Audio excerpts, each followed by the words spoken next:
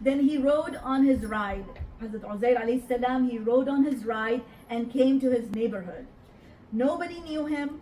By approximation, by guessing, he reached his home and his age was the same. It was 40 years old. But he was put to sleep, he was 40, and then when Allah brought him back to life, he was the same age.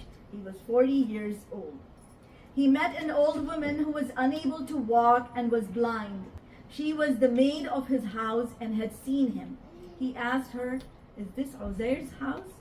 She said, "Yes, but Uzair has been gone for 100 years. She then burst into tears. At which point the Prophet Uzair alayhi salam said, "Allah Ta'ala held me for 100 years and then brought me back to life." The old woman said, "Uzair was a person whose du'as were always accepted. If you are Uzair, then make dua for my eyesight to return so that I may see you." He made dua and she was able to see. And he then held her hand and said, "Stand by the command of Allah." As he said this, her foot returned to its normal state and she was also able to see again. Subhanallah. She saw him and she recognized him and said, "I know now that you are truly Uzair alayhi salam." And then she took him to his neighborhood. There in a council, in a majlis, was his son, who was now 118 years old.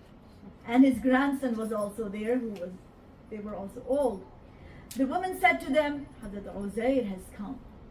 The members of the council denied this. She said, "Look at me. Because of his dua, I am abled and my eyesight is back." People got up and came to him.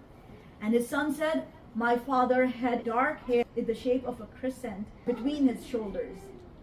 And Hazrat Uzair alayhi salam opened his shirt and showed him the sign he was looking for.